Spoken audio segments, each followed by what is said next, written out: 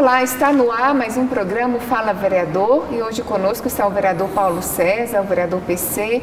Para nós é uma satisfação tê-lo aqui conosco, já adiantando que a nossa pauta em cheio será de fato a questão da saúde, da educação no município. Muito obrigada, vereador. Eu que agradeço a oportunidade, é um prazer estar aqui compartilhando experiências e sempre à disposição da população. Obrigado pela oportunidade. Que bom, vereador. Vamos começar a falar sobre a questão da educação. Nós vamos ter outros temas para a gente falar, ainda que o programa seja muito rapidinho, mas vamos falar sobre essa iniciativa do Senhor com relação à identificação de perfil de violência dentro, né, da sala de aula. O senhor é professor, né, está aqui como licenciado, como vereador de Uberlândia. Qual a importância? Na verdade, assim, a gente sabe que o professor ele é vulnerável hoje em dia na sala de aula, né? Ele sofre a violência, é difícil lidar com essa situação, é difícil conviver e trabalhar, né? Como que daria, vereador, uma possível identificação desse perfil para trabalhar contra, né, uma questão, não é de prevenção, mas de inibição da violência em sala de aula? No tocante à questão da violência escolar, é interessante que a escola representa um espaço igual, idêntico à sociedade. Tudo que acontece na sociedade acontece dentro da escola. Então, algumas vezes o aluno pode ser vítima de violência e outras vezes também os profissionais que atuam na área da educação podem ser vítima da violência. Nesse sentido, fizemos uma lei, sou coautor da lei, juntamente com o vereador Adriano, no sentido de que fazer com que todos os episódios ligados à violência no ambiente escolar, seja envolvendo alunos, seja envolvendo profissionais da área da educação, sejam registrados através de um boletim de ocorrência. E a ideia aqui é tabular, registrar esses dados para que o município, através do Poder Executivo, através de suas várias secretarias, possam realizar ações concretas dentro daquelas comunidades onde for detectado episódio de violência. Em relação ao perfil, cada comunidade, cada bairro tem as suas particularidades. Muitas das vezes o episódio da violência está ligado à marginalização, às vezes questões familiares também, né? São muitas questões, né? Aí entraria no ramo da psicologia, que teria mais condições de fazer essa abordagem. O importante é fazer o quê? Com que a escola seja um ambiente de paz. Quando o pai, quando a mãe leva a criança, seja que idade for, seja da educação infantil, seja ensino fundamental, que o município atua nesses segmentos, o pai e a mãe têm a tranquilidade, falando, meu filho está numa escola onde há uma preocupação em acabar ou pelo menos amenizar a questão da violência, né? E é muito triste o pai deixar a criança na escola e saber que aquela comunidade vive uma onda de violência. E a questão da impunidade é algo muito ruim, a questão da punição tem que ser algo próprio, né? Desde a infância, por parte dos pais e também em outros espaços também. Quando a pessoa não é punida, não é fiscalizada, infelizmente vai aumentando a gravidade dos abusos. Não só a criança pode ser vítima de violência, de abuso. Infelizmente, no país, nós vimos recentemente episódios onde crianças foram vítimas de pedofilia, de violência sexual, agressões. Mas também há um outro lado importante também, onde muitas das vezes os profissionais da educação são vítimas de violência também. Né? Então não pode ter essa impunidade, seja em relação ao profissional que supostamente possa agredir um aluno, mas o lado contrário também é muito importante. O professor, a pessoa que trabalha no ambiente escolar, seja o professor, educador, diretor, supervisor, merendeira, não podem ser vítima também de violência, ou seja, a lei tem que garantir a segurança dessas pessoas. Eu acho que o mais importante é a questão de identificar o comportamento, né? Seja com relação ao aluno, aquele aluno, porque o pai procura a escola hoje na questão de um comportamento violento de um filho, para que a escola resolva algo que para ele está difícil também, né? Isso, importante. Há uma tendência, aliás, isso já vem ocorrendo há muito tempo, no país o que? As famílias têm transferido a responsabilidade de educar, disciplinar, de colocar limites para a escola. Então o pai e a mãe, muitas das vezes, não são todos os casos, mas há essa tendência da mãe e o pai serem omissos e passar a responsabilidade para o professor. E que ele não Aí quando esse professor vai colocar um limite, coisa básica no dia a dia, esse aluno se rebela, porque em casa o pai e a mãe não fazem isso. Não. E o professor que não tem essa obrigação, muitas das vezes ele é obrigado a colocar esse limite, porque senão não tem como ele trabalhar em sala de aula. Não tem como ele trabalhar, porque se o pai não controla o filho somente dentro de casa, como que a escola, e como é que vai ser esse comportamento em sala de aula que são mais alunos? Quer dizer, já é uma comunidade escolar ali, é necessário seguir regras, né? E o respeito a essas regras, como o senhor colocou, quer dizer, são situações básicas necessárias para o convívio escolar. Vereador, eu acho que é importante essa identificação, né, seja mesmo da criança ou do adolescente com esse perfil violento, também de profissionais que tenham um comportamento, né, que apresente algum comportamento diferente daquilo que é requerido, né, e que também haja, eu acredito, vereador, por parte da própria Secretaria de Educação, esse trabalho além do técnico, né? Isso, porque perfeito. a Prefeitura, a Secretaria de Educação, ela trabalha com o funcionamento do equipamento escolar. Então, quer dizer, são ali os recursos humanos que tem que haver, que, no caso, a contratação dos professores, a manutenção do prédio, a questão da merenda escolar, tudo isso é muito técnico. Agora, a gente sabe que o ambiente escolar, mais do que nunca, hoje precisa da questão da assistência social. Importante. Né? Um aspecto importante que você mencionou, vejamos a questão, por exemplo, da paternidade.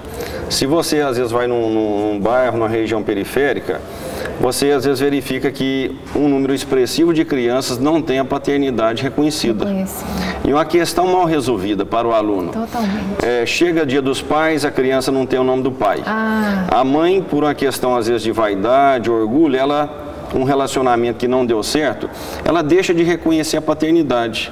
E aquilo para a criança, para o adolescente, é uma questão mal resolvida. Inclusive, psicologicamente. Então, é um fator de agressão. Claro. O professor vai dar aula na sala com boa vontade, aí o aluno começa a dispersar, começa a agredir. Então, aí você falou, a importância do trabalho social. Isso. Né? Inclusive, nesse sentido, nós temos um projeto, está na Câmara, no sentido de fazer o quê? Com que cada diretor de escola, cada coordenador de escola do município tenha liberdade, autorizaria ele, no caso, a chamar aquela mãe que não tem a paternidade registrada na certidão de nascimento da criança, para intermediar de forma sigilosa, educada, ambiente reservado, para falar da importância da paternidade. Porque a paternidade, ela assegura o quê? Primeiro, a relação afetiva da criança com o pai. Não importa se esse pai é casado, se não deu certo relacionamento, mas estabelece uma relação direta da criança, do adolescente com o pai, que é algo muito importante. Segundo, a questão da pensão alimentícia. A própria sobrevivência da criança e do adolescente estaria assegurada, porque todo pai é obrigado a pagar a pensão. E mais ainda, se você for ver depois, se você não registra a criança, não tem direito de herança. Amanhã, esse suposto pai que não tem o nome dele na certidão de nascimento, ele falece, aquela criança não é beneficiada em nada. Não é beneficiada. Né? E mais do que tudo, a questão da dignidade da criança e do adolescente. Né? Nós vimos a questão do CPF, que toda criança já vai ser obrigada a ter o CPF, a criança vai ter uma identidade e não ter o nome do pai. Então, assim, é um exemplo de uma questão social que interfere na violência, na vida das crianças e do adolescente. A questão da paternidade tem várias outras. Tem conflitos não resolvidos, né? E o professor, na maioria das vezes, ele fica inerte, porque ele não tem essa formação para lidar. E, ao mesmo tempo, essa questão ela é importante também para o aluno aprender. Como que ele vai aprender se ele tem um conflito tão grande, uma coisa mal resolvida dentro dele? O senhor acredita também que a escola ela teria condições, seria necessário uma preparação desses diretores com relação a abordar esse assunto com os pais? Sim, em primeiro lugar, esse diretor, esse coordenador de escola, ele tem que ter sensibilidade. Porque eu acho que acabou o tempo de falar assim, eu sou diretor, sou coordenador, eu só vou ministrar, coordenar a equipe de trabalho para ministrar conteúdo específico. Ele tem que ter sensibilidade para ver a realidade daquela comunidade dele, porque ele fazendo isso, facilitando isso, ele vai colaborar para a aprendizagem do aluno. Então, esse é o papel da educação, um papel de transformação para o bem. Quer dizer, nós tivemos recentemente visitando uma escola estadual aqui no município de Uberlândia. Uma das coisas que a diretora priorizou em falar foi que a escola era aberta à comunidade. Quer dizer, mesmo nos finais de semana, a escola era aberta à comunidade, os pais estavam ali dentro da escola participando. Quer dizer, essa mudança já, quer dizer, a necessidade de reconhecer o ambiente escolar dentro da comunidade já é algo que como dado hoje em dia. Isso, muito importante. Eu atuei como diretor de escola, sou profissional da área da educação, tenho 24 anos de serviço prestados ao município e tenho como referência uma tia que foi diretor em Brasília, e justamente foi esse perfil que eu me inspirei. Aquela pessoa que, se tem algo para fazer na escola, vai atrás de parceiros, sensibiliza, visita aquele aluno mais difícil, não deixa por perdido aqueles alunos que estão indo para um caminho errado, tem que resgatar eles. Esse é o papel do diretor que tem que ser realizado hoje em dia. Então, um papel de sensibilidade, a questão da abertura das escolas no final de semana. Veja só, vamos pegar um bairro aqui, por exemplo, eu trabalhei bairro Mansur, bairro Luizotti.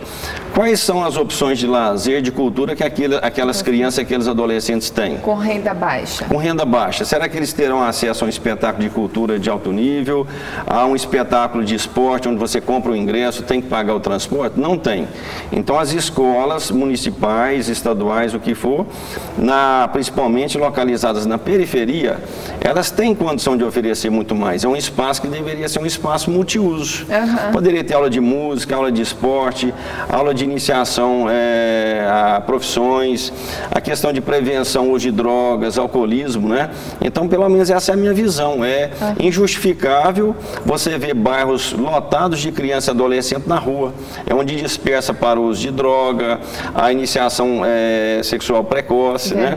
Então, assim, há uma expectativa que a escola ofereça mais. É lógico, respeitando as condições dos profissionais e a estrutura da escola também. Assuntos que foram falados aqui, a gente poderia até tocar nesse assunto em outros programas. Vereador, sobre a sua iniciativa do Dia do Profissional da Educação, houve recentemente também a questão de uma comenda também para os profissionais da educação, feita aqui na Câmara Municipal, e levantou-se aquela questão, né? Homenagear o profissional, homenagear e tal, mas esse profissional precisa, por exemplo, da ação de legisladores com relação a programas de incentivo na profissão, de reciclagem, né? De programas de incentivo para visitar outros estados, a educação, modelos de educação em outras partes do Brasil, fomentar esse trabalho mais dinâmico dentro né, com os professores. O senhor acredita que é possível os vereadores sensibilizarem com relação também ao executivo, com relação a esse tipo de iniciativa mais dinâmica? Sim, o legislador, nosso papel, nós tivemos a iniciativa de um projeto de lei, foi aprovado na Câmara e agora está para a sanção do prefeito, do senhor prefeito Adelmo, no sentido do quê? De fazer com que todos os profissionais da área escolar, da comunidade escolar, da escola, tenham um dia único para comemorar. Porque o que acontece? O dia do professor tem um dia, o dia do diretor tem o dia para comemorar o dia dele. Só que tem vários profissionais que atuam no ambiente escolar que não tem um dia. Que é no caso... E são profissionais da educação. E a Lei Federal LDB já determina o dia 6 de agosto como o dia do profissional da educação.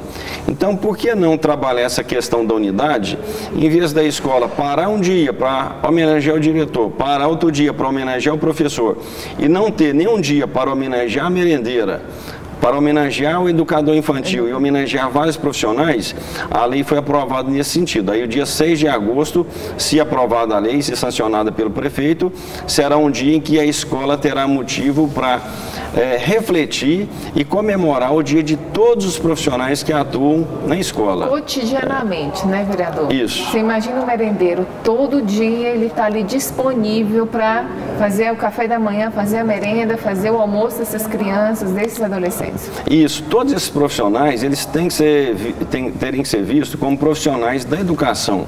A merendeira, ela educa também, quando ela orienta o aluno na fila, o porteiro da escola educa,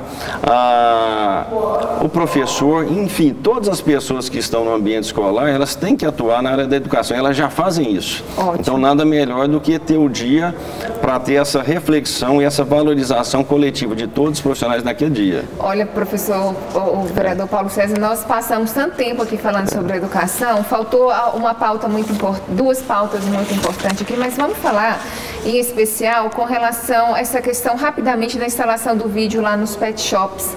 Se eu puder falar rapidamente com a gente essa iniciativa. Recentemente aconteceu em Uberlândia um fato de uma pessoa muito conhecida que levou seu animal para uma clínica e um pet, e esse animal veio a morrer.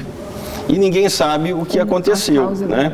Então o animal hoje, a questão assim, as pessoas gostam muito de animais. O Uberlândia tem uma população hoje de mais de 90 mil animais, né?